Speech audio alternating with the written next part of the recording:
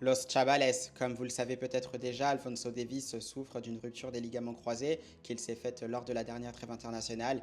Et avec le maillot que je porte, celui du Real Madrid, vous avez certainement reconnu, vous voyez peut-être parfaitement où je veux en venir. Eh bien, je vais vous expliquer.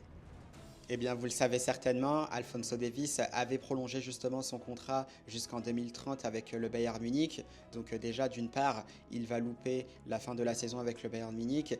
Et deuxièmement, il loupera aussi le début de la saison prochaine avec ce même club du Bayern Munich. Et c'est vrai que c'est tout aussi intéressant parce qu'il y a un certain club, le Real Madrid justement, qui aurait bien aimé enrôler justement le défenseur canadien. Malheureusement, ça n'aura pas été le cas puisqu'il aura préféré prolonger avec le Bayern Munich. Et finalement, on se demandait justement si ça pouvait être un mal pour un bien.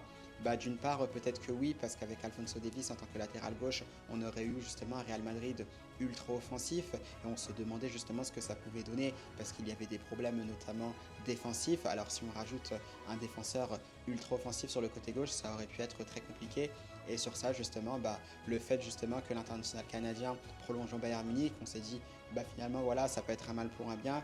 Et malheureusement pour lui, bah, le fait justement qu'il se blesse, ça aurait dans tous les cas annulé certainement ce transfert du côté du Real Madrid. Donc c'est peut-être un mal pour un bien, même si ça aurait été intéressant de le voir justement du côté du Real Madrid. Il faudra peut-être cibler un autre profil si le Real Madrid est intéressé par un latéral gauche, à voir qui ça pourrait être.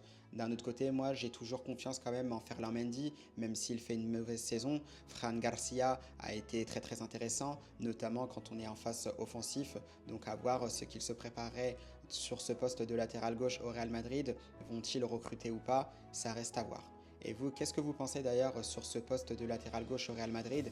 Est-ce que vous êtes satisfait des performances de Ferland Mendy et de Fran Garcia? Sinon, est-ce que vous verrez un autre latéral gauche débarquer dans la capitale espagnole la saison prochaine? Si oui, n'hésitez pas à donner des noms. J'ai hâte de voir ça en commentaire et justement on pourra partager tout ça.